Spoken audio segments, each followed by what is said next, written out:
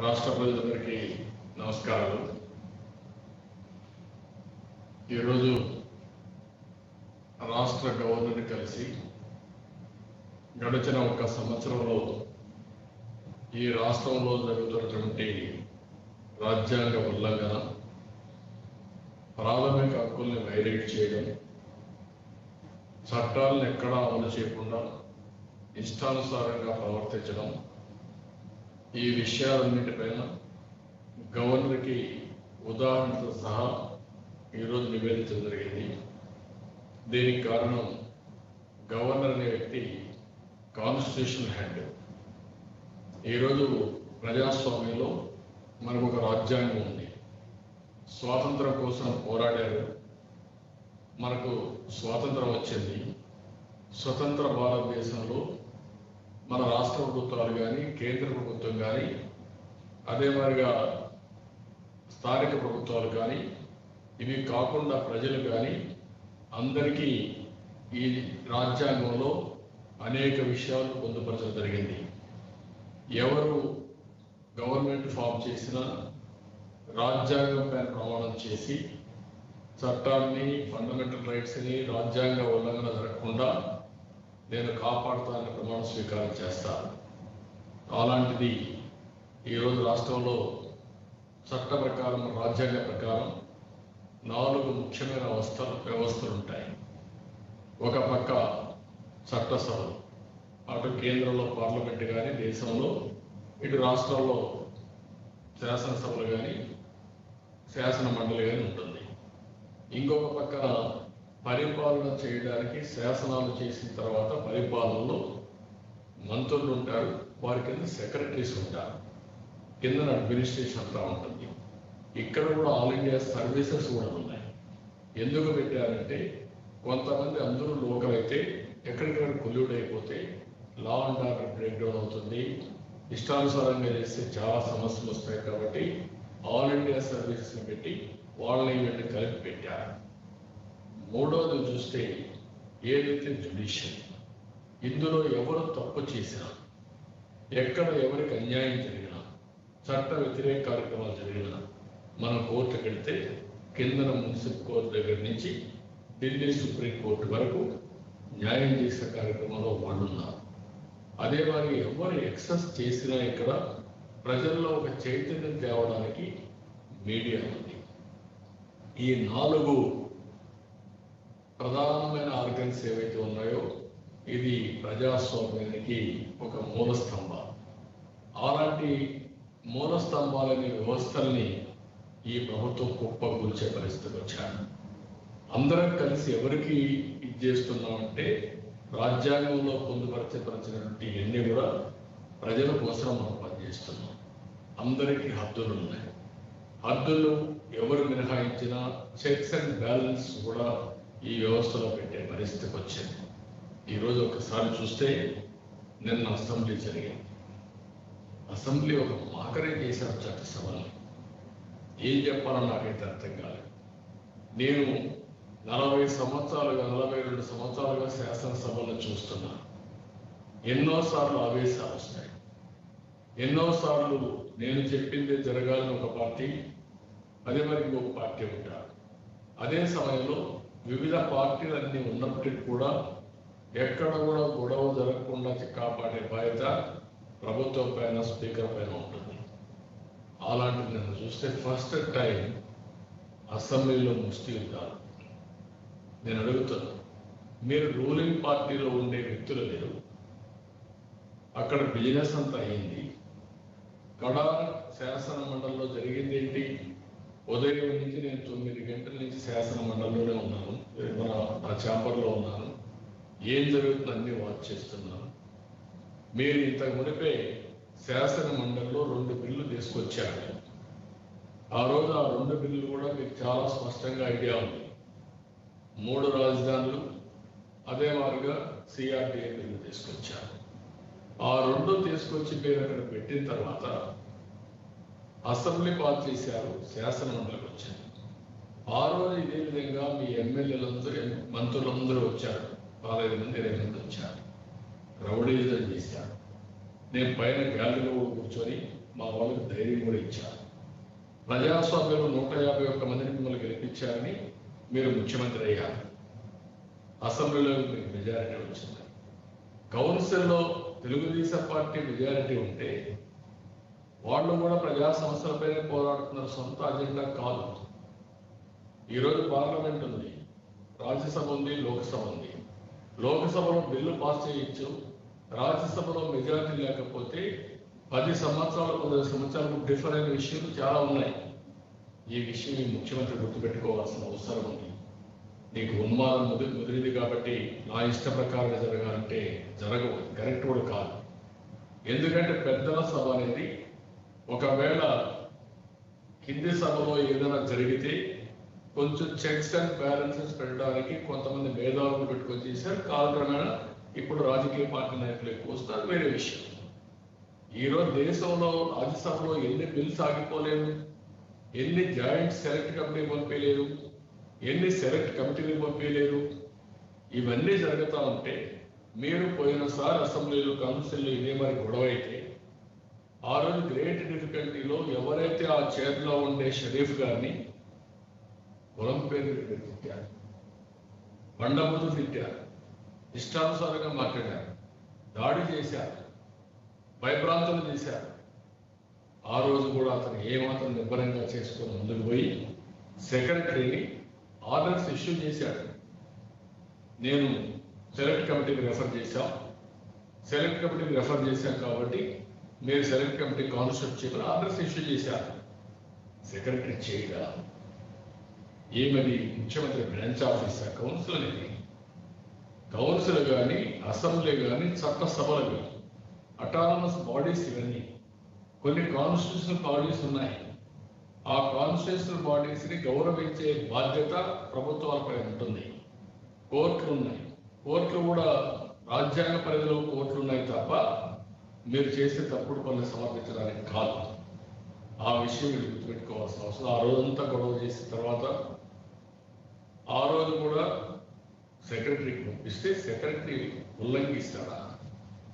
Secretary అధికారం ఏంటి? ఆ సెక్రటరీ టైం అయితే మళ్ళీ మీరు ఎక్స్టెండ్ చేస్తారా అంటే ఇలాంటి తప్పుడు పనులు చేయడానికి? అది పెండింగ్ ఉంటే హైకోర్టులో ఏం చెప్పారు?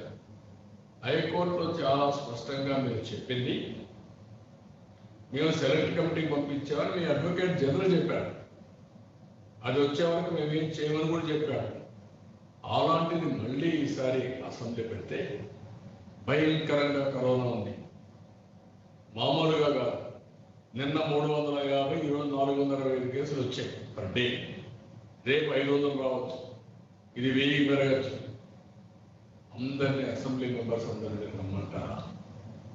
గవర్నర్ వర్చువల్ కాన్ఫరెన్స్ లో ఆయన వీడియో కాన్ఫరెన్స్ లో మాట్లాడినప్పుడు ఎమ్మెల్యేస్ కూడా మీరు వర్చువల్ కాన్ఫరెన్స్ తీసుకోవచ్చు, జూమ్ లో తీసుకోవచ్చు, మాట్లాడచ్చు, 10 రోజులు పెట్టుకోవచ్చు. కానీ మీరు చేసిన పని అందరినీ రమ్మన్నారు. గన్మ్యాన్లు వచ్చారు, పోలీసులు వచ్చారు, చాలా మంది వచ్చారు. ఎంతమందికి కరోనా వైరస్ వస్తుందో తెలియదు, ఎవరిలో ఉందో తెలియదు. మనుషులు వస్తాం, మనం కలుస్తున్నాం, పక్క వ్యక్తిలో కరోనా ఉందా లేదా అని తెలియదు. ఆ రోజు ఆయన టెస్ట్ చేసుకోవచ్చు, 4 రోజులు అలా బయటపడేందుకు అవకాశాలు ఉన్నాయి. ఇలాంటి పరిస్థితుల్లో ఎంపీలకు కరోనా వైరస్ వస్తూ ఉంటే, ఎమ్మెల్యేలకు వస్తూ ఉంటే, మంత్రులకు వస్తూ ఉంటే, కొంతమంది చనిపోతా ఉంటే మీకు లెక్కలేదా? నిన్న అసెంబ్లీలో ఏం జరిగింది? మీరు మాస్క్ కూడా పెట్టుకోరా? నేను ఫస్ట్ డే నుంచి చెప్తుందని ఈ విషయం, అందరూ జాగ్రత్తగా ఉండాలి. మీకోసమే కాదు, మనం కొంతమంది ఆరోగ్యంగా ఉండొచ్చు, కొంతమంది అనారోగ్యంగా ఉండొచ్చు. మనం కరోనా స్ప్రెడ్ చేయడం మనం కరెక్ట్ కాదు. ప్రజాప్రతినిధులు ఇంకా బాధ్యత కలిగిన వ్యక్తులుగా ఉండాలి, బాధ్యత రాహిత్యంగా ప్రవర్తించడానికి వీలు లేదు.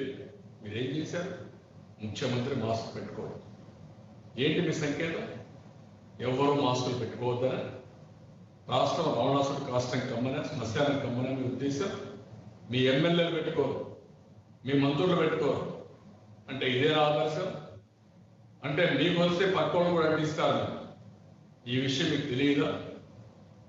నిన్నంతా అసెంబ్లీలో ఏమి చర్చలు, మేము కూడా అనుకున్నాం చర్చ చేయడానికి పిలిచారనుకున్నాం, కాదన్నా. మేము కూడా అసెంబ్లీకే పోవడం మానేసి నేనంతా వాకౌట్ చేశాను. కౌన్సిల్ ఏం చేశారు?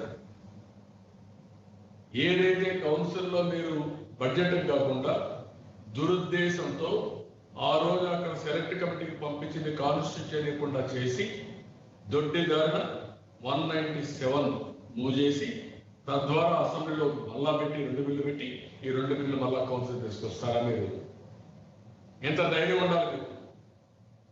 ఇదేనా మీ యొక్క ఆలోచన, లేకపోతే మీ యొక్క నీతి? అంటే అసలు కౌన్సిల్ పిలిచి ఎందుకు పిలిచారు? ఈ 2 బిల్లులు పిలిచి కరోనా సమయంలో రాజధాని తరలించాలనే దురుద్దేశం ఎంత మూర్ఖత్వమైన నిర్ణయం మీరు ఒకసారి ఆలోచించుకోవాల్సిన అవసరం ఉంది. అడిగే వాళ్ళు లేని ఇలాంటి తప్పుడు పనులు చేస్తారా? మేము అందుకని ఆలోచించి మా వాళ్ళందరూ కూడా మేము కూడా ఇలాంటి తప్పుడు పనులు చేస్తున్నారనే ఉద్దేశంతోనే రూల్ 90 కింద ఏదైతే ఆ రోజు మీరు సెలెక్ట్ కమిటీకి పంపించారో ఆ సెలెక్ట్ కమిటీకి పంపించిన తర్వాత అక్కడ సెక్రటరీ అమలు చేయలేదు, ఇది అమలు చేయాలి అని ఒక మోషన్ తీసుకొచ్చాను. ఆ మోషన్ తీసుకొచ్చి దాన్ని బలపరిచి చైర్మన్కి ఇస్తే ఆయన అడ్మిట్ అని కూడా రాశారు. రాసిన తర్వాత మేము ఒక బాధ్యత కలిగిన అపోజిషన్ పార్టీగా అప్రోప్రియేషన్ బిల్ ఉంది, ఇది పాస్ కావాలి, ఇది రాజ్యాంగ ప్రకారం జరగాల్సిన అవసరం ఉంది, కాన్స్టిట్యూషన్ ఆబ్లిగేషన్ కూడా ముందని పాస్ చేద్దాం. పాస్ చేసిన తర్వాత రూల్ 90 కింద ఈ మోషన్ తీసుకుందాం. వీళ్ళు ఏదైతే ఆ రోజు కావాలని అడ్డం పడి ఈ రోజు దొడ్డిదారిన మళ్ళా ఇంకొక చట్టం తెచ్చుకోవాలని ఆలోచించినప్పుడు ప్రజల తరఫున పోరాడడం, అమరావతిని ఏదైతే నమ్మిన సిద్ధాంతం కోసం అమరావతి రైతుల్ని పరిరక్షించడం కోసం పోరాడవలసిన అవసరం ఉంది. ఆ నిర్ణయం మేము చేసుకున్నాం. అన్ని బిల్స్ మీకు సహకరించాలి, మేము కాదనలేదే. అప్రోప్రియేషన్ బిల్లు పాస్ చేసుకోమని ఎన్నిసార్లు చెప్పాను నేను? ఎందుకు పాస్ చేసుకోలేదు మీరు? నేను అడుగుతున్న స్ట్రైక్ క్వశ్చన్ మిమ్మల్ని అడుగుతున్నా. మీ ఉద్దేశం ముందు ఈ బిల్స్ అన్ని పాస్ చేసిన తర్వాత అప్రోప్రియేషన్ బిల్కి వస్తారా? చైర్మన్ గారు అక్కడ డిప్యూటీ చైర్మన్ ఎవరైతే ఉన్నారో ఆయన చాలా స్పష్టంగా చెప్పారు. లాస్ట్కి వచ్చినప్పుడు వాళ్ళు రూల్ 90 కింద మోషన్ మూవ్ చేస్తున్నాం అన్నారు. మీకు అప్రోప్రియేషన్ బిల్ ఉంది, ఫస్ట్ అప్రోప్రియేషన్ బిల్ మీకు ఇస్తాం, మీరు మూవ్ చేయండి, తర్వాత వాళ్ళకు రూల్ 90 కింద మోషన్కి ఇస్తానంటే కాదు మాకు అవసరం లేదు, అన్ని బిల్స్ పాస్ కావాలని మీరు చెప్పడం, అడ్డం మాట్లాడడం. అప్పుడు విధిలేని పరిస్థితిలో ఫస్ట్ ప్రయారిటీ మీకు, సెకండ్ ప్రయారిటీ వాళ్ళకి అన్నప్పుడు మా అపోజిషన్ లీడర్ వేసి మోషన్ మూవ్ చేశాడు. మూవ్ చేసిన తర్వాత మీరు అంటారు ఎట్లా మూవ్ చేశాడు అంటారు. ఎట్లా మూవ్ చేయడం అంటే హక్కు మీదేనా? మెజారిటీ సభ్యులు ఉన్నారు కౌన్సిల్లో, అది మా హక్కు. అంటే మీకు అసెంబ్లీలో మెజారిటీ సభ్యులు ఉంటే కనీస సాంప్రదాయాలు పాటించుకోకుండా మీరు ప్రయత్నం చేస్తున్నారు. 14 సంవత్సరాలుగా ముఖ్యమంత్రిగా పనిచేసిన వ్యక్తిని చాలా చట్టసభలో చూశారు అపోజిషన్గా. ఎవరు ఇంత హీనంగా, ఇంత నీచంగా, ఇంత దుర్మార్గంగా ఎవరు ప్రవర్తించిన.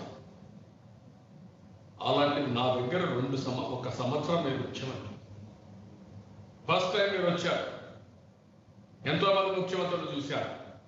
ఏంటి ఉన్మాదం, ఏంటి ప్రవర్తన, ఏంటి ప్రజాస్వామ్యం నేను అడుగుతాను. అలాంటిది నిన్న జరిగితే కడ ఆయన మీద తిరగబడి 18 మంది మంత్రులు ఎందుకు వచ్చారు మీరు హౌస్లోకి? That is a rule. ఎప్పుడైనా సరే ఓటింగ్ ఉంటే నాన్ మెంబర్స్ బయట వెళ్ళాల్సిన అవసరం ఉంది. There are not members, you are non members. ఒకసారి ఓటింగ్ అంటే వెళ్ళాలి, అడ్డం జరుగుతుంది మీకు పోమని. ఇంకేం చేసేది లేకుండా డిప్యూటీ చైర్మన్ వీకర్ సెక్షన్స్ కాబట్టి మిమ్మల్ని పంపించే శక్తి ఆ చైర్ కూడా లేదు. ఇంక మనం ముందు పోతే గొడవలు చేస్తారా మీరు? గొడవలు చేసి అసలు బిల్లే పాస్ కానివ్వకుండా, మోషన్ చేయకుండా చేస్తే ఆయన ఏం చేయాలని దిక్కు తెలియకుండా లాస్ట్కి వచ్చి ఆ మోషన్ ఒక పక్క ఇది ఒక పక్క ఉంటే సైలెంట్ చేసుకునే పరిస్థితికి వచ్చారు. ఇది ఎంత ఉన్మాద చర్య అడుగుతున్నా. అది అయిన తర్వాత మీరు చూస్తే ఉన్న పరంగా 18 మంది ఆంబోతుల వారిగా ఈ పక్క బెంచ్ మీదకి వస్తారు. అపోజిషన్ ఎప్పుడన్నా జరిగింది ఇది? కనీసం మంత్రులుగా ఉండేవాళ్ళు ఎప్పుడన్నా ఒక మెంబర్ తొందరపడితే మంత్రులుగా ఉంటే తొందరపడద్దని చెప్పిన సందర్భాలు. బాధ్యత, ఒక పద్ధతి. మీకు పద్ధతి లేదు, బాధ్యత లేదు. బజార్లో రౌడీల వారిగా ప్రవర్తిస్తారా? ఎంతమంది చంపేస్తారు మీరు? అంటే మీరు కేసులు పెడితే భయపడిపోతారనా? ప్రజల్ని భయప్రాంతం చేస్తే మేము భయపడాలన్నాను. అలాంటి జరిగితే ఇప్పుడు మళ్ళా బయట వచ్చి తప్పుడు ప్రచారం చేస్తారా? మీరు దోషులు. మీరు కావాలని దురుద్దేశంతో ఒక అజెండా పెట్టుకొని ప్రయత్నం చేశారు. ఆ అజెండా అమరావతి పైన దొడ్డిదారిన మళ్ళా ఒక చట్టాన్ని తేవాలనుకున్నారు. దాన్ని నివారించడం కోసం ఏదైతే 90 ఆర్టికల్ దీని కింద రూల్ కింద మేము తీసుకొచ్చాం, మోషన్ తీసుకొచ్చాం. ఆ విషయం మీరు గుర్తుపెట్టుకోవాలి. మీరు చేశారు ఆ పని. రేపు జీతాలు ఇవ్వచ్చు, మళ్ళా ఆర్డినెన్స్ తీసుకొచ్చాం, ఇంకో విధంగా ఇవ్వచ్చు, అది వేరే విషయం. కానీ ఇంత నీచంగా ప్రవర్తించిన మీరు, ప్రజాస్వామ్య గౌరవం ఉందా మీకు? చట్టసభ పైన గౌరవం ఉందా? ఇది ఒక్కటే కాదు. ఈరోజు మనం చూస్తూ ఉంటే రాష్ట్రంలో ఒక ఆటవిక రాజ్యం, జంగల్ రాజ్. ఈ 13 సంవత్సరాలుగా మీరు చూస్తే 64 సంవత్సరాలు ఆంధ్రప్రదేశ్ రాష్ట్రం, 55 సంవత్సరాలు కంబైన్డ్ ఆంధ్రప్రదేశ్ అయితే 6 సంవత్సరాలు మన రాష్ట్రం వస్తే, కొత్త రాష్ట్రం వస్తే ఎప్పుడు నేను చూడలేదు, ఎప్పుడు నేను వినలా. అలాంటి జరిగే పరిస్థితి వచ్చింది. 4 రోజుల్లో 4 బీసీ మంత్రుల పైన కేసులు పెడతారా మీరు? అచ్చెన్నాయుడు గారి పైన కేసు పెడతారా? ఒక పెళ్లికి పోయాడని ఆ పెళ్లికి పోయిన పెళ్లి కొడుకు ఒక ఎస్ఐని మోసం చేశారని పెళ్లికి పోయిన వాళ్ళ మీద మీరు కేసులు పెడతారా? ఏంటి ఉన్మాదం? అదే మరి ఒక పక్కన ఎన్నో సంవత్సరాలుగా వాళ్ళ తాత ఫోటో అక్కడ పెడితే అయ్యన్న పాత్రుడు ఆయన ఎక్స్ఎమ్మెల్సీగా ఉంటే ఆ ఫోటో మున్సిపల్ ఆఫీస్లో పెడితే ఆ ఫోటో మీరు తీసేస్తే ఎందుకు తీసేసని అడగడానికి పోతే మీరు 70 యాక్ట్ పెడతారా? ఏంటి ఉన్మాదం? అదే సమయంలో ఒక బీసీ బీదా రవిచంద్ర పైన కొడతారా? వచ్చి అసలు చేసుకుంటారా మీరు? మినిస్టర్స్ అందరూ వస్తారా మీరు? 4 రోజులు 40 పైన మీరు దాడులు. ఇదే కాదు, ఎన్ని దాడులు చేశారు. సుధాకర్ ఏం చేశారు పాపం? పీపీ అడిగాడు, ప్రాణం పోతుందండి, పీపీ ఇవ్వండి, నేను సిన్సియర్గా పనిచేస్తాను. ఒక డాక్టర్, ఒక ఎస్ఐ డాక్టర్ అడిగితే ఆయన పైన తప్పుడు కేసులు పెట్టి సస్పెండ్ చేసి చేంజ్ చేసి అతను మెంటల్గా చేస్తే హైకోర్టు రెస్క్యూకి వచ్చి సిబిఐ ఎంక్వైరీ చేస్తుందా? ఇంకో పక్కన సుధారాణి ఆ హాస్పిటల్లో జరిగే అవకతవకలన్నీ ప్రశ్నిస్తే ఆ అమ్మాయి ఎక్కడికి పోతే అక్కడ వెంటాడి ఇష్టానుసారంగా బాత్రూమ్ పోతే ఫోటోలు తీస్తారు ఒక మహిళ మీద. ఏమనుకుంటున్నారు? దీనికి ఏమైనా అద్దు పద్దు ఉందా మీకు? ఇంకొక పక్కన హర్షకుమార్ ఆ బోట్ యాక్సిడెంట్ జరిగితే ఇక్కడ అన్యాయం జరిగిందని ఒక మాట మాట్లాడితే జైల్లో పెడతారు 49 రోజులు మీరు. వీళ్ళంతా దళిత నాయకులు. ఇంకొక పక్క మహాసేన నాయకుడు రాజేష్ ఉంటే అతను వీళ్ళకే సపోర్ట్ చేశాడు. అతను వీళ్ళని ఒక మాట అంటే అతన్ని జైల్లో పెడతారా మీరు? ఇవన్నీ మనం చూస్తా ఉంటే ఎంత దుర్మార్గంగా ఉన్న దుర్మార్గం. మొన్న పంచాయతీ ఎన్నికలు జరిగే స్థానిక సంస్థలకి ఏంటి అరాచకం? 2362 మంది ఎనానమస్ అయిపోయారు ఎంపీటీసీ, 126 మంది ఎంపీటీసీ ఎనానమస్ అయ్యారు. నా జీవితంలో ఎప్పుడు నేను చూడలా. ఒకటి కూడా కాలేదు ఎంపీటీసీ అంటే అసలు నామినేషన్ లేదు. ఏ రిటర్నింగ్ ఆఫీసర్స్ అంతా కూడా రిజెక్ట్ చేశారు. కావాలని సర్టిఫికెట్స్ ఇవ్వలేదు. ఏంటి అరాచకం? అంటే మీరే పోటీ చేయాలా? ఏ పార్టీ ఉండాలని లేదా ఈ రాష్ట్రంలో? దీనికి సమాధానం చెప్పండి మీరు. దానిపైన మీరు చూస్తా ఉంటే ఒక మా MLA ex MLA Bonda Umamaheswar, MLC Udda Venkanna ఒక లాయర్తో కిషోర్తో కలిసి మాచర్లో గొడవ జరిగితే మాచర్లో ఎనానమస్ చేస్తుంటే కాదు ఇది చెప్పడానికి మాచర్ల పోలీస్ స్టేషన్ పోతే వాళ్ళు ట్రాక్ చేస్తారా మీరు? చేంజ్ చేస్తారా మీరు?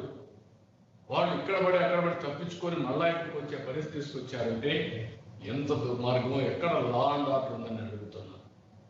185 రోజులుగా అమరావతిలో ఆందోళన జరుగుతుంది. ఆడబిడ్డల పైన దాడులు చేస్తున్నారు. ఇష్టానుసారంగా ప్రవర్తించారు. రైతుల్ని హింసించారు. నిన్న కూడా ఒక రైతు గుండెపోటు చనిపోయే పరిస్థితికి వచ్చారు. అంటే దీనికి ఏం చెప్పాలో నాకు అర్థం కావడం లేదు. ఈరోజు పోలీసుల్ని బ్లాక్మెయిల్ చేయడం, 100 మంది పోలీస్ ఆఫీసర్లు కానీ వీళ్ళ మాట్లాడిన వాళ్ళందరికీ పోస్టింగ్స్ ఇవ్వలేదు. ఇప్పుడు కొత్తగా మాట్లాడుతున్నారు, ఎవరికైనా పోస్టింగ్స్ ఇవ్వకపోతే వాళ్ళకి 50% ఇస్తామని. అంటే ఏంటి మీ ఉద్దేశం? 50% జీతం ఇస్తే వాళ్ళు భయపడిపోయి మీరు చెప్పిందంతా మీకు ఊడిగం చేయాలి. ఎక్కడికి తీసుకుపోతున్నారు రాష్ట్రాన్ని? ఏమనుకుంటున్నారు మీరు? ఇంకొక పక్కన ఇలా చూస్తా ఉంటే ఈరోజు చాలా పెద్ద ఎత్తున మీడియా ఎప్పుడు చూడలేదు. మీడియా ఎప్పుడు కూడా స్వేచ్ఛగా పనిచేసేది. అలాంటి మీడియా పైన 2430 జీవో తీసుకొస్తారా మీరు? కేసులు పెడతారా మీరు? ఇంకొక పక్కన కేసులు పెట్టడమే కాదు, ఎక్కడికక్కడ ప్రైవేట్ కేసులు కూడా వేసి వాళ్ళని బాధ పెట్టి ఎస్సీ ఎస్టీ అట్రాసిటీస్ యాక్ట్లు పెడతారా మీరు? రాజశేఖర్ లాంటి వాడు భయపడిపోయి ఆ రోజు ఇదే మరి పెడితే నేను గట్టిగా ఫైట్ చేస్తే మీడియా వాచ్ అనే వాటి నాకు తెలియదు, నేను చేయలేదు, నన్ను అపార్థం చేసుకోవద్దు, నేను క్యాన్సిల్ చేసేసాను అని అంటే ఇక్కడ ఇతను ఇంతవరకు క్యాన్సిల్ చేయడు కదా, ఆ జీవో పైన కూడా యాక్ట్ చేసే పరిస్థితికి వచ్చాడు. ఏమనలేదు ఇతను. ఏ విధంగా అర్థం చేసుకోవాలి? రాష్ట్ర ప్రజలు ఏ విధంగా అర్థం చేసుకుంటారు? ఏం నియంత్రణ ఉన్మాదిన లేకుంటే ఇష్ట ప్రకారం చేస్తే సహించాలా? ఇంకొక పక్క రాజ్యాంగ వ్యవస్థల పైన దాడి. ఎన్నికల కమిషన్ మీరు చూసారు. ఎన్నికల కమిషన్ మీద ఎన్నికల కమిషన్ చెప్పింది కరోనా వైరస్ వచ్చింది, ఇది ఇంకా ఎక్కువైపోయే ప్రమాదం ఉంది కాబట్టి నేను ఎలక్షన్స్ వాయిదా వేస్తున్నానని చెప్పాడు. చెప్తే హైకోర్టు అప్పీల్ చేసింది, సుప్రీంకోర్టు అప్పీల్ చేసింది, ఇది కరెక్ట్ అని నిర్ణయం వాళ్ళు వచ్చారు. అప్పటికి వాళ్ళే వీడియో కాన్ఫరెన్స్కి వచ్చే పరిస్థితికి వచ్చారు. అదే సమయంలో ఆయన ఒక ఆర్డినెన్స్ తీసుకొని తీసేస్తావా నువ్వు? ఆయన దానిపైన ఒక లెటర్ కూడా రాశారు, చాలా స్ట్రాంగ్ లెటర్ రాశారు. ఏం జరిగింది అన్నీ కూడా రాసే పరిస్థితి వచ్చి కడాన మీరు ఆయన కూతుర్ల పైన ఫ్యామిలీ పైన అసభ్యకరంగా ప్రవర్తిస్తారా? ఇంకొక పక్కన అతన్ని బూతులు తిడతారా మీరు కులం పేరుతో? ఇంకొక పక్కన బూతులు తిడతారు. రాజ్యాంగంలో ఉండే ఒక కాన్స్టిట్యూషనల్ ఎంటిటీ, వాళ్ళకు స్వయం ప్రతిపత్తి ఉంది. ఇండిపెండెంట్ ఏజెన్సీ, ఇప్పుడు ఎలక్షన్ కమిషన్ కానీ, రాష్ట్రంలో పంచాయతీరాజ్ ఎలక్షన్ కమిషన్ కానీ, ఇవన్నీ కూడా వాళ్ళ పని వాళ్ళు చేస్తారు. ఇప్పుడు కేంద్రంలో ఉన్నారు కాబట్టి కేంద్రంలో ఎలక్షన్ కమిషన్ కేంద్రం చెప్పినట్టు చేస్తుందా? వాళ్ళు కూడా ఒక రిప్రజెంటేషన్గా వాళ్ళు చెప్తున్నారు. అంతేగాని మీ చెప్పు చేతల్లో పనిచేయడానికి రాష్ట్ర ఎన్నికల కమిషన్ కాదు. ఎన్ని మాట్లాడడం వాళ్ళు చెప్పకుండా చేస్తాను అంటే మీరు చెప్పి చేయాలి, మీరు చెప్పినట్టు అందరినీ యునానిమస్ చేయాలి. దానిపైన అతను ఎన్ని ఇబ్బందులు పెట్టారంటే ఇప్పుడు కోర్టు చెప్పినా వినకుండా మళ్ళా సుప్రీంకోర్టు పోతే కాన్స్టిట్యూషనల్ అథారిటీస్ పైన మీరు చేసే వ్యవహారం సరైనది కాదని చాలా స్పష్టంగా చెప్పారు, వార్నింగ్ ఇచ్చారు. కోర్టులో జడ్జిమెంట్స్ వస్తే కోర్టు పైన కామెంట్ చేస్తారా మీరు?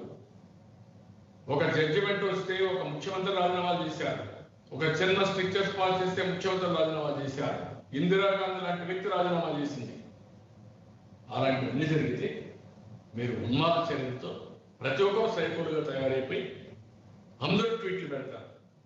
అంటే ఎలక్షన్ ఎవరైనా మీకు లెక్కలేదు, ఓట్లన్నా లెక్కలేదు, జస్టిస్ అన్నా లెక్కలేదు, న్యాయం అన్నా లెక్కలేదు. ఎక్కడికి పోతుందా? 90 మందికి మీకు కంటెంప్ట్ ఇచ్చారంటే ఏం చెప్పాలి? ఇంకొక పక్కన ఎన్ని జడ్జిమెంట్లు ఇచ్చారు, కనీసం మీకు రియలైజేషన్ ఉందని అడుగుతున్నాను నేను.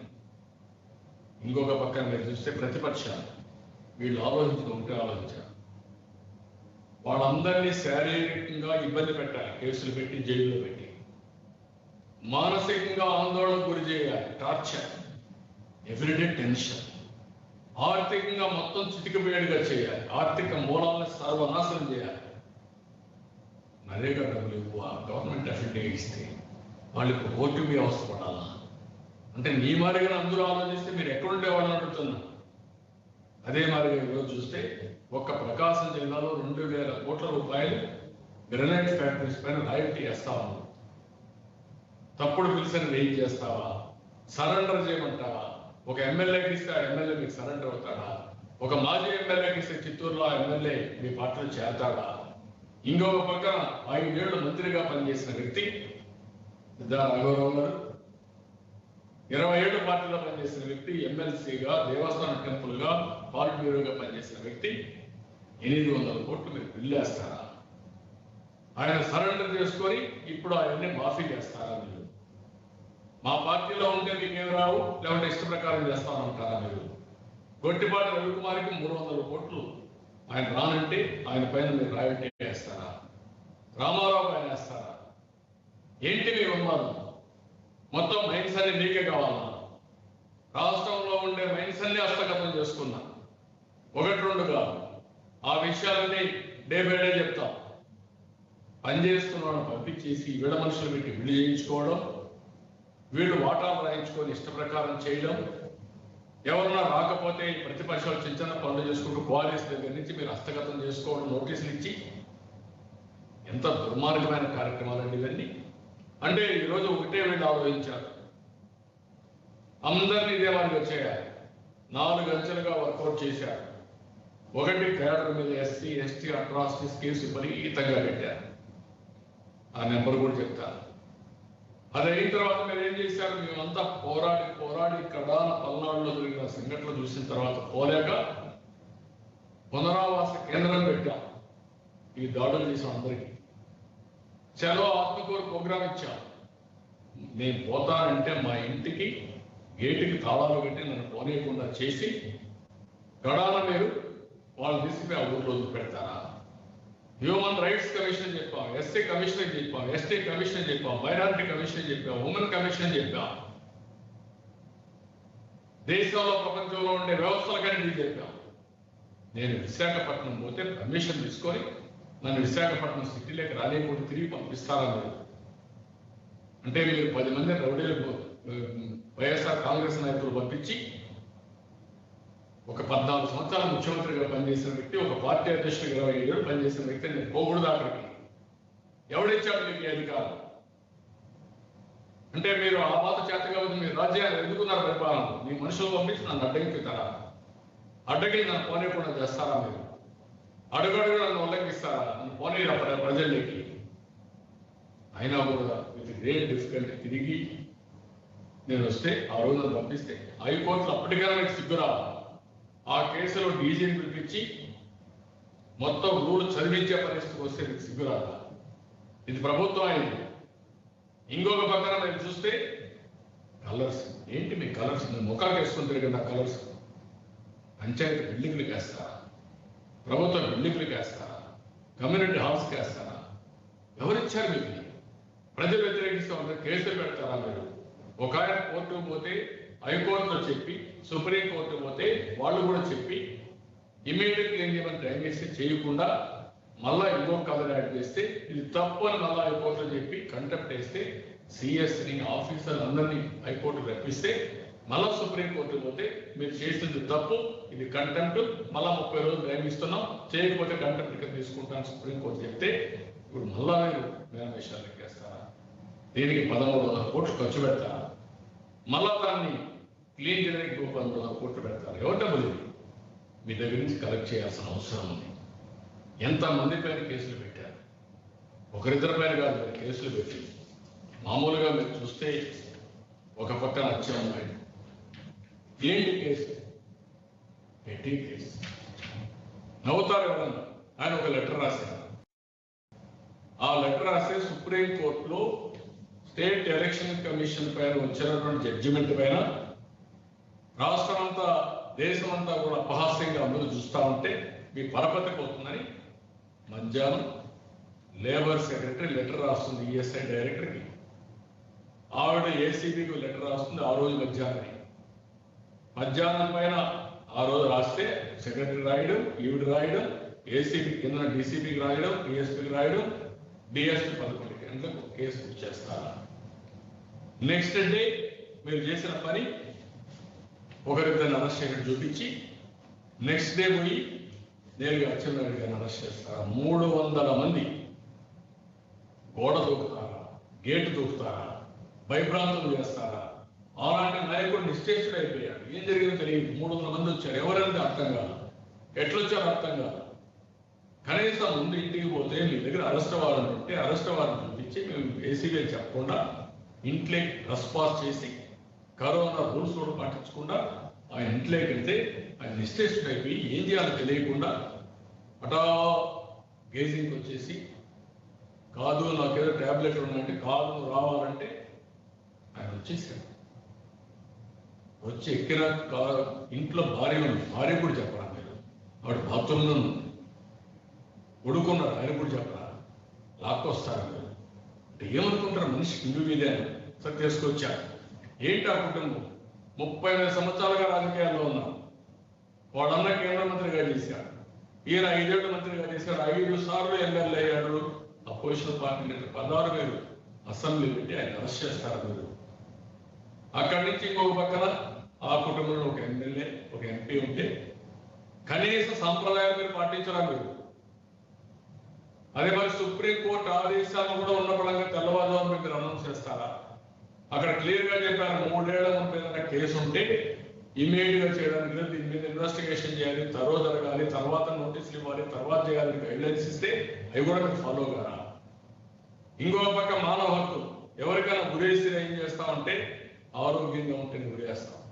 అలాంటిది ఆయన ఫైల్స్ ఆపరేషన్ అయిన ముందు రోజున బాధపడతామంటే 600 కిలోమీటర్లు 21 గంటలు ఆయన తిప్పి కోర్టు పెడతారా మీరు? అప్పుడు కూడా చెప్పరా, మళ్ళా రిమైండ్ ఇవ్వమంటారా మీరు? అప్పుడు డాక్టర్ అనుకుని కాదు, గుండె ఆపరేషన్ అయింది, పెరిగింది, డ్యామేజ్ అయింది, ఇప్పటికి హాస్పిటల్ పోవాలని రాసి అది కూడా చెప్పరా మీరు? మేజిస్ట్రేట్ అనుకుని ఎట్లా జరిగింది తమాషా జడ్జి చెప్తే అప్పుడు హాస్పిటల్ రెఫర్ చేస్తే వాళ్ళు కూడా చూసిన తర్వాత రెండో ఆపరేషన్ చేసే పరిస్థితి తీసుకొస్తారా? ఇది మానవ హక్కుల ఉల్లంఘన కాదా? ఇది మీకు పైశాచిక ఆనందం కాదా? ఒక మనిషి యొక్క ఆరోగ్యంతో ఆడుకుంటారు మీరు. ఒక లెటర్ రాశారు పాపానికి.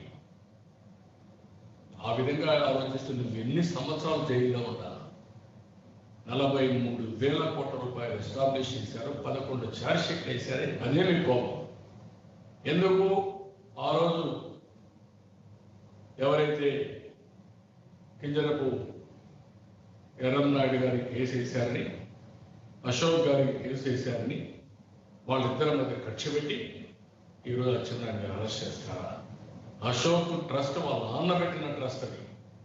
పివిజే రాజు చాలా స్పష్టంగా 1,000 కోట్ల రూపాయలు ఆస్తి ఇస్తే ఆ ట్రస్ట్కి మీరు ఒక పైసా ఇవ్వలేదే.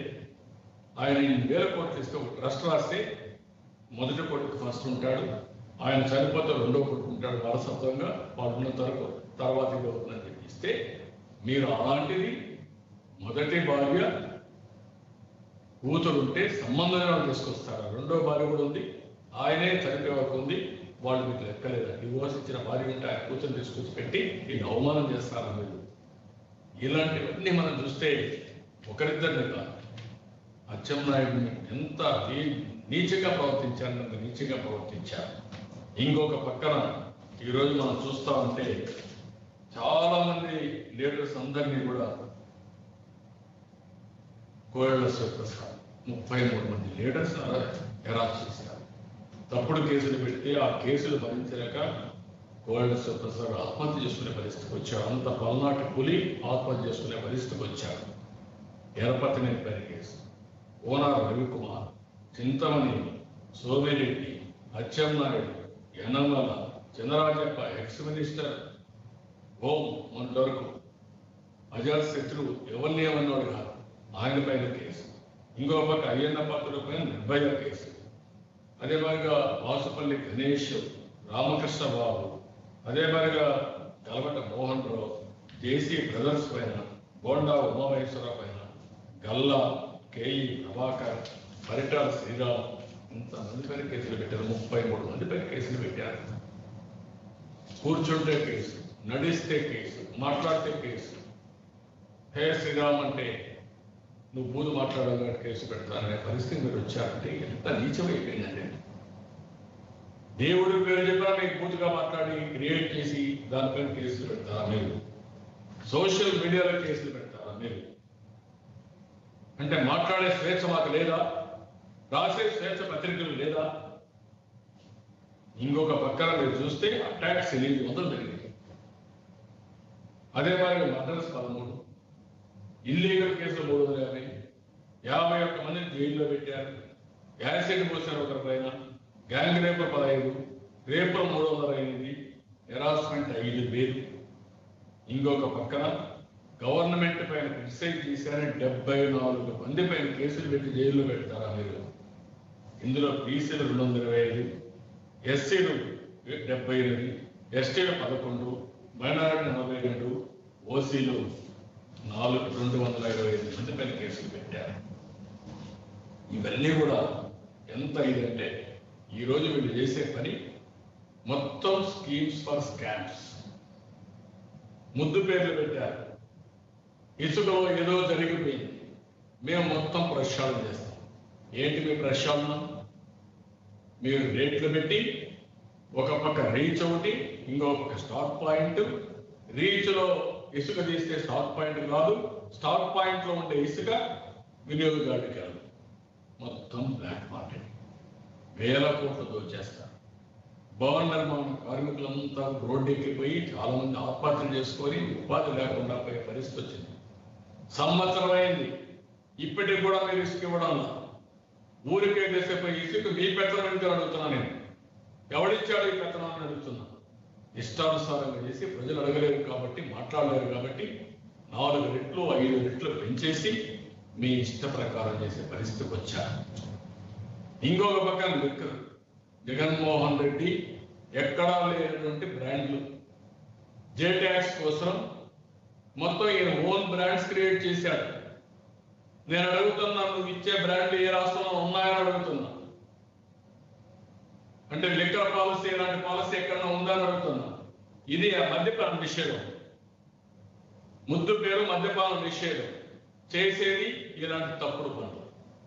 ఈరోజు ఇష్టానుసారంగా బ్రాండ్లు పెట్టి ఆ బ్రాండ్ కూడా నాసిరకం తయారు చేసి ఆ డిస్టిలరీస్ కూడా మీరు హస్తగతం చేసుకొని అక్కడంతా ఇది తయారు చేసి ప్రజల ఆరోగ్యంతో మీరు ఆడుకుంటారా? వాళ్ళ ఆర్థికంగా మొత్తం ఊబిలోకి లాగుతారా? మీరు 100% పెంచారు కరోనా వైరస్ వచ్చిందని. అంత మునుపు రేట్లు పెంచారు. ఎవడిచ్చాడు మీకు అధికారం? ఎందుకు ఎస్టాబ్లిష్డ్ బ్రాండ్స్ మీరు కొనరు? వాళ్ళు కొంటే వాళ్ళు డబ్బులు ఇవ్వరు.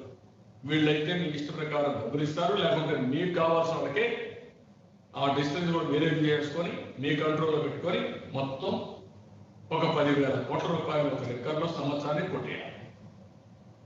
ఏంటి ఈ యొక్క మేనింగ్? ఏంటి పిచ్చ? ఎందుకు డబ్బుల పైన పిచ్చమే నాకైతే అర్థం కాలేదు. దానికి ఇంకొక పక్క చేసి ఇంకొక పక్క మీరు చూస్తే మైనింగ్ మొత్తం హస్తగతం చేసుకున్నారు. ఒక మైనింగ్ కాదు, రాష్ట్రంలో ఉండే మైన్స్ అన్ని వీళ్ళకే కావాలి. శాండ్ కానీ అన్ని కానీ అవి ఎంత వీళ్ళే కొట్టేశారు. ఈ మధ్య ప్రతి ఒక్కరికి ఇంటి జాగా ఇస్తారు. పేరు ముద్దు పేరు, పేదలకు ఇంటి జాగా. జరిగింది ఏంటి? పెద్ద ఎత్తున అవినీతి. మామూలు అవినీతి కాదు, ఎప్పుడు జరిగిన అవినీతి. 5 లక్షల రూపాయలు ఉంటే అది 15 లక్షల రూపాయలకు రిజిస్టర్ చేస్తారు ఒకటి. ఆ పక్కనే ఉంటారు 2.5 టైమ్స్. 15 into 2.5 టైమ్స్ 37,50,000 వస్తుంది. అంటే 5 లక్షలది 15 లక్షలు కొని అంటే 5 లక్షలది 37,50,000 అంటే 32,50,000 రూపాయలు అవినీతి. ఆ ఓనర్ కూడా ఒక 5-10 లక్షలు ఇస్తే ఎప్పుడు రాని రేట్ వచ్చింది కాబట్టి ఆయన సాటిస్ఫై అయ్యాడు. ఎవరి డబ్బులు? ప్రజల డబ్బులు. లూటీ ఎవరిది? షేర్ ఎవరిది? అక్కడుండే నాయకులు. ఇక్కడికి పోతారు. అక్కడి నుంచి మళ్ళా దాన్ని సాయిల్ పెట్టి తీసుకొచ్చి ల్యాండ్ లెవలింగ్ చేయాలి. అది ఒక ముద్దు పేరు. ల్యాండ్ లెవలింగ్ ఏంటి? ఎక్కడి నుంచో తీసుకొస్తారు సాయిల్, పక్కన తీసుకొచ్చి పోయేసి ఎక్కడెక్కడో తీసుకొచ్చి చేసి దాంట్లో 1,000 కోట్లు కొట్టేయాలి. ఎక్కడే వచ్చిందండి? ఎవరు నేర్పించాడు? మొత్తం మడ అడవుల్ని, కాకినాడ, మచిలీపట్నం, ఆవా భూములు, లేకుంటే ట్యాంక్ పరంబోతులు, లేకుంటే దారులు, మీకు అడిగేవాళ్ళు లేని ఇష్టానుసారంగా చేసే పరిస్థితికి వచ్చారు. అది ఒక పక్క పెద్ద స్కాండల్. ఇంకొక పక్క రివర్స్ స్కాండల్. నేను ఆ రోజు చెప్పాను, ఇది రిజర్వ్ టెండరింగ్. మొత్తం చేసుకొని మీకు కావాల్సిన మనుషులకి ఇచ్చి అక్కడ కోట్ల రూపాయలు సంపాదించుకునే పరిస్థితికి వచ్చారు. ఇంకొక పక్క చూస్తే ప్రైవేట్ బిజినెస్ పైన ట్యాక్స్. ఎవడైనా ఈ రాష్ట్రంలో వ్యాపారం చేయాలని నాకు ఇంత కట్టాల్సిందే. అలాంటివి 1,000 కోట్లు అవి సంపాదించే పరిస్థితికి వచ్చారు.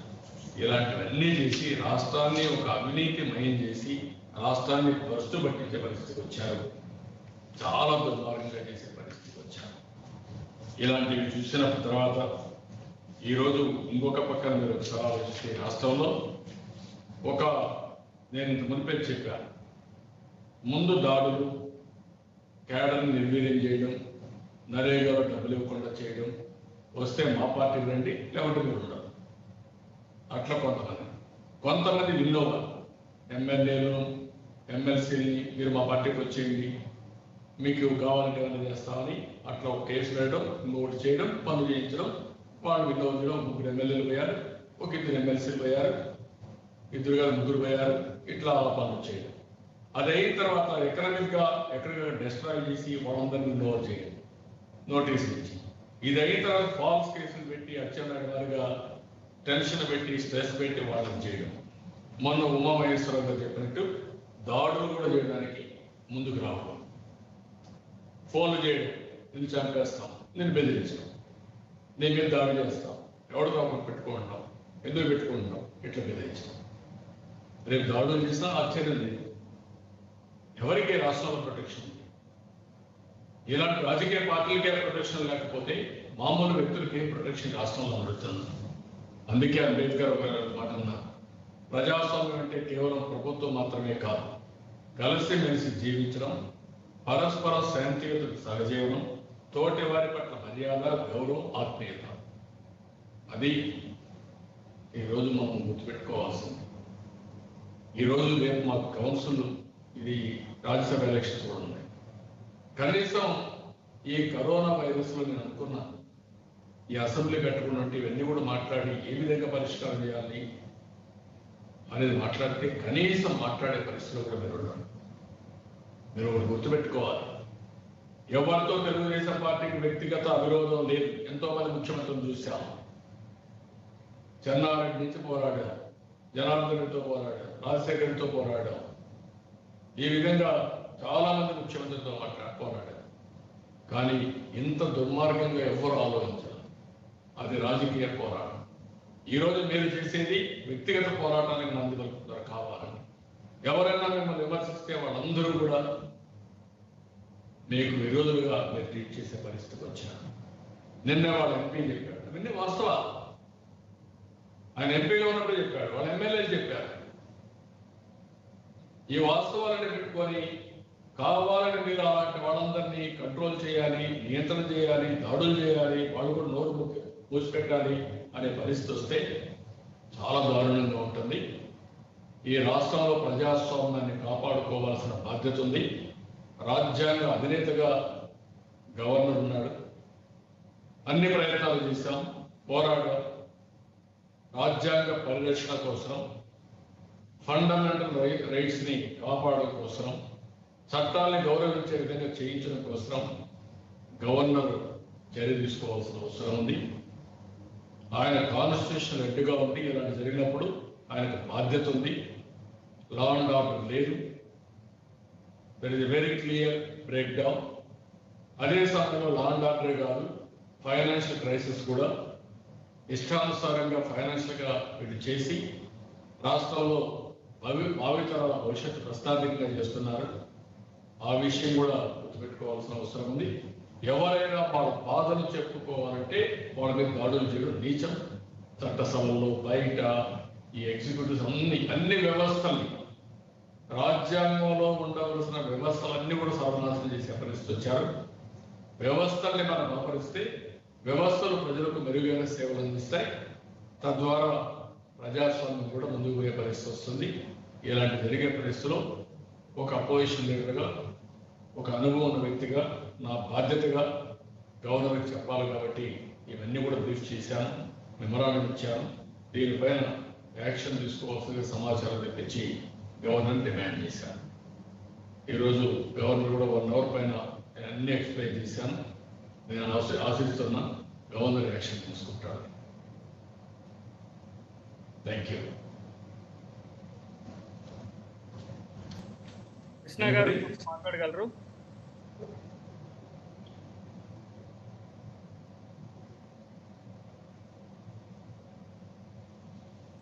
కృష్ణ గారు తమరు మాట్లాడగలరు?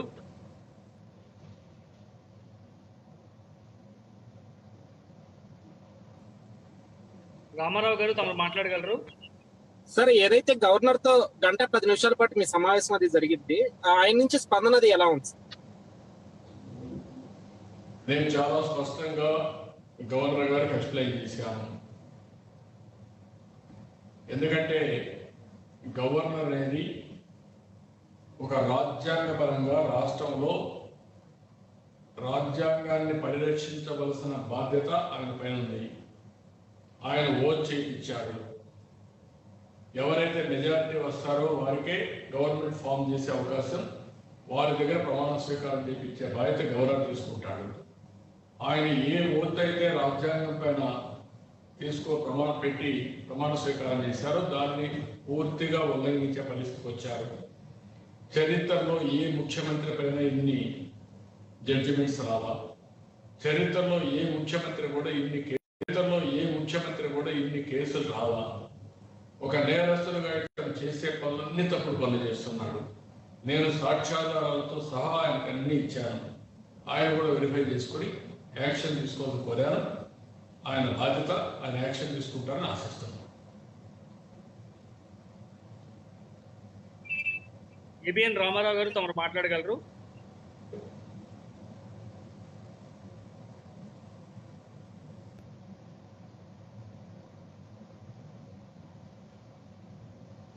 సార్ నమస్తే అండి.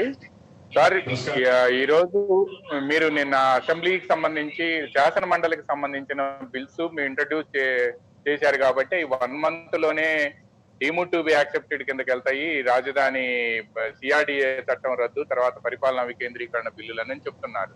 అది సాధ్యం అవుతుందా? ఎందుకంటే కోర్టులో మ్యాటర్ పెండింగ్ లో ఉంది. కోర్టులో కూడా కాదు, అది ఎప్పుడో సెలెక్ట్ కమిటీకి రెఫర్ చేశారు. నిన్న కూడా ఇంకొక తీర్మానం కూడా ఇంట్రడ్యూస్ చేశాం. కాబట్టి సెలెక్ట్ కమిటీలో ఉండేదానికి వీళ్ళు ఇంకొక బిల్లు ఇంట్రడ్యూస్ చేశాము, ఇష్ట ప్రకారం చేస్తామంటే కుదరదు. హైకోర్టు కూడా అడ్వకేట్ జనరల్ చాలా స్పష్టంగా చెప్పారు, సెలెక్ట్ కమిటీ పంపించాం, దాని అవుట్కమ్ బట్టి మేము నిర్ణయం చేస్తాం. అలాంటప్పుడు హైకోర్టులో ఒక పక్క ఉండి ఇంకొక పక్క రైతులకి ఒక అండర్స్టాండింగ్ ఇచ్చింది గవర్నమెంట్, గుర్తుపెట్టుకోవాలి. రైతులకు అండర్స్టాండింగ్ ఏమి ఇచ్చారు? ఒక MOU రాసుకుందాం, అమరావతి డెవలప్మెంట్ చేస్తాం, 9 cities ఉంటాయి, ఈ 9 ఇవి పెట్టుకొని ఇక్కడ ల్యాండ్ వాల్యూ పెరుగుతుంది, మీరు ఇచ్చే ల్యాండ్కి మీకు కూడా లాభం వస్తుంది, మీరు కూడా ల్యాండ్ ఇస్తున్నారు గవర్నమెంట్కి అని ఒక సెల్ఫ్ ఫైనాన్సింగ్ ప్రాజెక్ట్ ఇది. దాని ఆబ్జెక్టివ్స్ అది. ఆ ఆబ్జెక్టివ్స్ని హైలైట్ చేశారు. బ్రీచ్ ఆఫ్ కాంట్రాక్ట్ అంటే రైతులు గవర్నమెంట్ కుదుర్చుకున్న అవగాహన. అది ఒక వ్యక్తి కాదు, ప్రభుత్వం. మామూలుగా ఒక కాంట్రాక్టర్ కానీ ఒక చిన్న అగ్రిమెంట్ చేస్తే ఆ కాంట్రాక్టర్ కానీ ఏదైనా ఇవ్వకపోతే అతను డెఫర్మేషన్తో సహా తిరిగి అతని నష్టపరిహారం కట్టించాలి. అలాంటిది ఈరోజు మీరు చేసిన పనికి వాళ్ళు నష్టపోతే ఏంటి కోర్ కాన్సెప్ట్? మీ ల్యాండ్ మీకు ఇచ్చేస్తా, తీసుకోండి. ఎక్కడుంది ల్యాండ్? రోడ్లు వేసి ఇంకో పక్క వెళ్ళి 10,000 కోట్లు ఖర్చు పెట్టాం. ఆ బిల్డింగ్స్ అన్నీ అయినాయి. దీనికి బాధ్యత ఎవరిది? ఇది పబ్లిక్ మనీ కాదా? వాళ్ళకి పే చేయాలి, లక్షల కోట్లు అవుతుంది. ఎవరిస్తారు? ఇది ఎవరు ప్రయోజనం? మీ సొంత డబ్బులు ఇది కాదు. మీ యొక్క ఫ్యాన్సీకి పనిచేయడం కరెక్ట్ కాదు. ఇది రాష్ట్ర ప్రయోజనాల కోసం పనిచేయాలి. ఒక బ్రహ్మాండమైన ఆస్తిని సర్వనాశనం చేశారు. ఇది ఒక సెల్ఫ్ ఫైనాన్సింగ్. ఈనాడు కూడా కొంత డబ్బులు మిగిలేది, పెద్ద ఆదాయం వచ్చే ప్రాజెక్టు. ఆ రోజు ఇదే మరి అనుకుంటే హైదరాబాద్ని డెవలప్ చేసిన తర్వాత సైబరాబాద్ వెళ్ళి ఈ రోజు ఆ పరిస్థితి వచ్చేది కాదు. సక్సెస్ఫుల్ గవర్నమెంట్స్ అన్ని దాన్ని కంటిన్యూ చేశారు. అది మీ బాధ్యత. ఈరోజు ఒక పని చేస్తే ఆ పని మీరు క్రెడిట్ తీసుకొని ఆ రోజు చేసిన అభివృద్ధిలో కానీ ఇంతకుముందు చేసిన అభివృద్ధిలో ఆదాయం వస్తుంది. మీరు ఏం అభివృద్ధి చేశారు? అలాంటప్పుడు మీరు ప్రభుత్వం అంటే ప్రజలు ఒక ధర్మకర్త, ఒక ట్రస్టీ మాత్రం. అంతవరకే కానీ మీ ఇష్ట ప్రకారం చేస్తారంటే ప్రజాస్వామ్యంలో అదే మరి ఇక్కడ జరగవు. కానీ మీ వల్ల సమాజానికి నష్టం, ప్రజలకు ఇబ్బంది, శారీరకంగా మానసికంగా అన్ని విధాలా బాధపడుతున్నారు, ఆర్థికంగా దెబ్బతీస్తున్నారు. అది ఒకటే బాధ. కడాని వల్ల ఏమి కాదు, ఏం జరగదు. ఈ దేశంలో ఇంకా చట్టం బతికే ఉంది. న్యాయం చేయడానికే న్యాయస్థానాలు ఉన్నాయి. ఆ విషయం గుర్తుపెట్టుకోవాలి.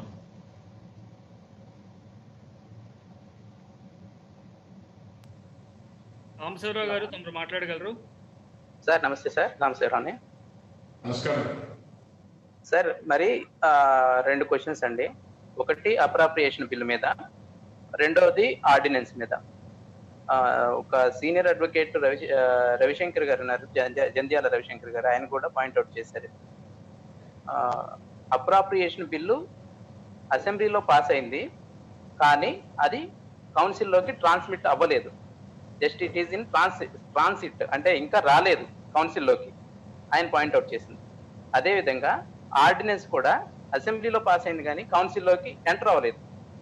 కనుక ఇవి రెండు ఎనాక్ట్ అవ్వడానికి 14 days సరిపోయిద్ది అనేది కూడా కరెక్ట్ కాదు అంటున్నారు ఆయన.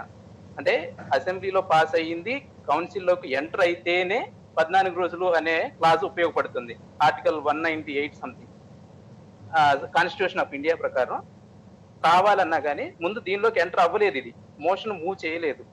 ఫైనాన్స్ మినిస్టర్ మోషన్ మూవ్ చేస్తేనే ఇవి 14 days అనే క్లాజ్ ఉపయోగపడుతుంది. ఇక్కడ మూవ్ అవ్వలేదు కాబట్టి అది ఉపయోగపడదు.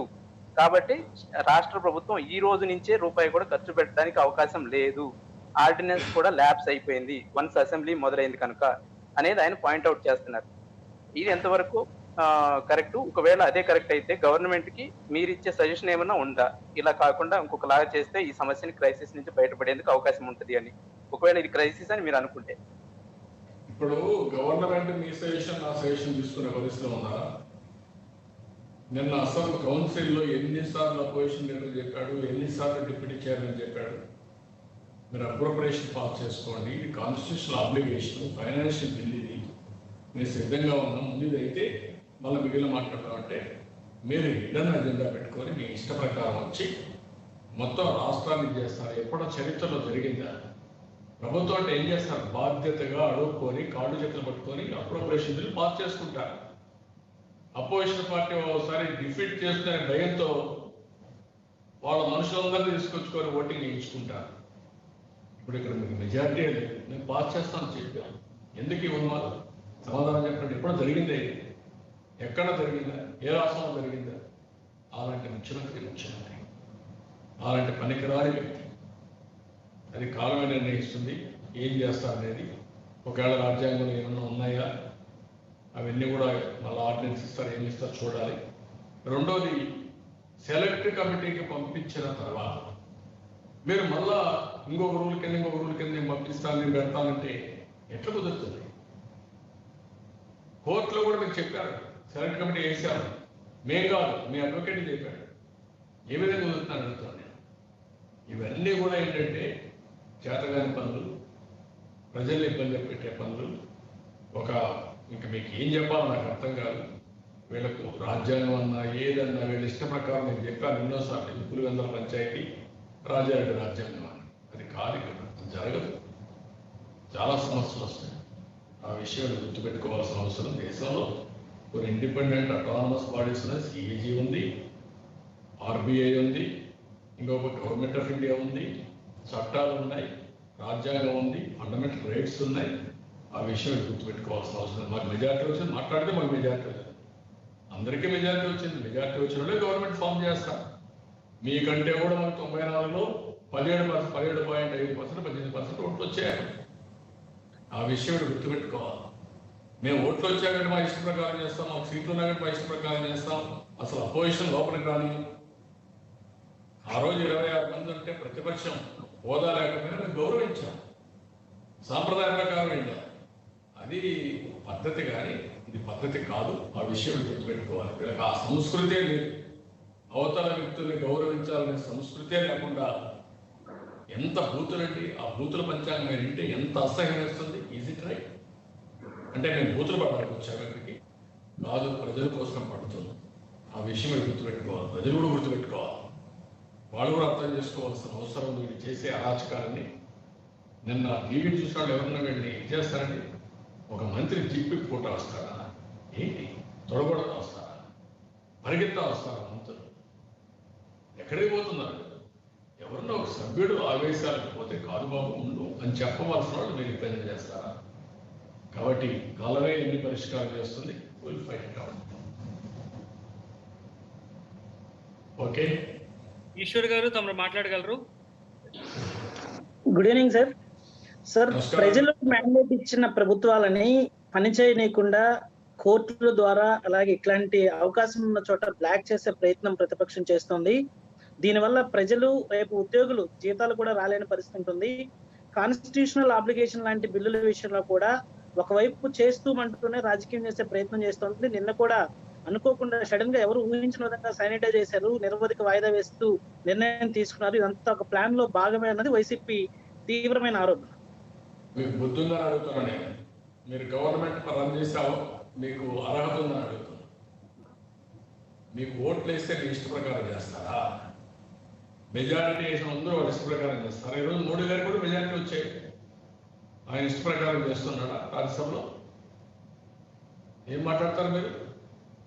అక్కడ మెజారిటీ ఉంది కాబట్టి అక్కడ అందరినీ కలుపుకొని అందరితో ఫోన్లు చేసి ఆ బిల్ ఏదైనా వస్తే క్రూషియల్ బిల్స్ వస్తే చెప్పి అందరినీ చేస్తున్నారు. మమ్మల్ని కూడా అడిగారు, మేము కూడా సపోర్ట్ చేశాను బిల్లు. అంటే ఏంటి ఉద్దేశం? మీకు మెజారిటీ ప్రజలు ఓటేస్తే మీ ఇష్ట ప్రకారం అరాచకాలు చేస్తారా? రాష్ట్రాన్ని రావడా కష్టం చేస్తారా? ప్రతిపక్షాలపై దాడులు చేస్తారా? ప్రజలపై దాడులు చేస్తారా? ఫండమెంటల్ రైట్స్ లేవా? ఇక్కడ మాట్లాడుతున్నారు మీరు. మంచి పద్ధతి కాదు. మీరు చేసే నీచమైన పనులు ఎన్నిసార్లు చెప్పారు మీకు? కాన్స్టిట్యూషన్ లో ఉంది, మేము సపోర్ట్ చేస్తాం, చేయించుకోండి, మీరు కాండి పాస్ చేయడం ఉందని. ఏమన్నాను మిమ్మల్ని? ఎందుకు చేయలేదు? చేయకుండా మమ్మల్ని మళ్ళా నెపం పెడతారు. మీకు అది కాదు, మీ ఇష్ట ప్రకారం మీరు చేయాలనుకుంటారు. మంచి పద్ధతి కాదు. 4 రోజులు ఈ పోలీసులు కూడా కావాలని కేసులు పెట్టచ్చు. మేము కూడా కేసులు పెడతాం, ప్రైవేట్ కేసులు. ఆ విషయం ఎందుకు గుర్తుపెట్టుకోవాలి. అంత ఈజీగా వదిలిపెట్టాం, అంత ఈజీగా తప్పించుకోలేరు ఎవరు కూడా. కానీ ఆ భయంతోనే కొంతమంది ఎందుకు వచ్చింది అనుకుంటున్నారు, కానీ మనసులో ఎవరికి లేదు వారికి సపోర్ట్ చేయాలి కూడా. ఆ విషయం గుర్తుపెట్టుకోవాలి. కాబట్టి ఇంకా ఎదురుదాడి చేయడం మానండి, కొంచెం ప్రవర్తన మార్చుకోండి. మార్చుకొని చేసిన తప్పును గ్రహించి బుద్ధిగా చేయగలిగితే మిమ్మల్ని ప్రజలు కూడా క్షమిస్తారు. అట్ట కాకుండా ఇంకా ఎదురుదాడి చేస్తాం, మేము చేయాలా, మేము ఉన్నాం, మీరు ఉడిగం చేయండి, మీరంతా బానిసలు, మీకేం హక్కులు లేవు ఏంటంటే ఇవన్నీ. మేము ప్రజల పక్షాలు ఉంటాం తప్ప మీరు రాసిన స్క్రిప్ట్ చదవడానికి అది మేము ఉండేది ఇక్కడ. ఆ విషయం మీరు గుర్తుపెట్టుకోవాలి. ఏంటి మీ అనుభవం ఏంటండి రాజకీయాల్లో? మీరు మాకు చెప్తారా వచ్చి ఓట్లు వేసారు? ఎన్ని ఎలక్షన్లు చూడలేదు మీరు? 3 నెలల్లో 6 నెలల్లో ఓట్లు వేసిన వాళ్ళు తిరగబడిన రోజులు ఉన్నాయి. ఆ విషయం మీరు గుర్తుపెట్టుకోవాలి. ఒకసారి వారు వేస్తారు, కొన్ని కారణాల వల్ల ఏదో చెప్పేస్తే నమ్మేసేస్తారు ఓట్లు. అంత మాత్రాన్ని మన ఇష్ట ప్రకారం చేస్తే ఎవరు వదిలిపెట్టే పరిస్థితి లేదు. ఎందుకు మేనేజ్ చేయలేక మీ ఎంపీని? సమాధానం చెప్పండి. ఆయన అడిగిన ఆరోపణ సమాధానం చెప్పండి. ఆయన పైన దాడి చేస్తారు మీరు. ఎవరు మాట్లాడినా వారి పైన దాడి చేస్తారు. కాబట్టి మంచి పద్ధతి కాదని హెచ్చరిస్తున్నాను. మీ ఇష్ట ప్రకారం అందరినీ బెదిరించాలి. ఏంటి మేము చేశారు? ఇన్ని వేల కోట్లు అవినీతి చేసి కడాల మధ్యలో అవినీతి జరిగింది. ఏం జరిగింది? అవినీతి అచ్చేవనాడు లెటర్ ఇచ్చాడు అవినీతి. మీ అవినీతిలో ఒక లెక్క. ఇవన్నీ కాదు, దీనికి వడ్డీతో సహా పే చేసే రోజు వస్తుంది. ఆ విషయం మీరు గుర్తుపెట్టుకోవాలి. తమాషా ప్రారంభండి మంత్రులుగా ఉంటే మాత్రం. ఆయన ఏం చెప్పాడు? ఎక్కువ జింపులి ప్లేస్ తిరిగితే, తొడలో గడత తిరిగితే, పహిల్మాన్ ఆరు తిరిగితే అతను మెచ్చుకుంటాడు, కాబట్టి మేము కూడా చేస్తామని కుదరదు. ఆ విషయం మీరు గుర్తుపెట్టుకోవాల్సిన అవసరం ఉంది. మేము ప్రజాహితం కోసం చాలా వరకు ఎవడిచ్చాడు మీకు అధికారం? హైకోర్టులో చాలా స్పష్టంగా మీ అడ్వకేట్ జనరల్ చెప్పి మేము సెలెక్ట్ కమిటీ పంపించామంటే అది గవర్నమెంట్ కమిట్మెంట్ కాదా? మళ్ళా ఇంకో బిల్ తీసుకొస్తారు, ఆర్డినెన్స్ తీసుకొస్తారు. ఆర్డినెన్స్ పాస్ చేయకపోతే ఆ బిల్లు గారు ఇంట్రొడ్యూస్ చేయకపోతే మేము ఒప్పుకోమంటారా మీరు?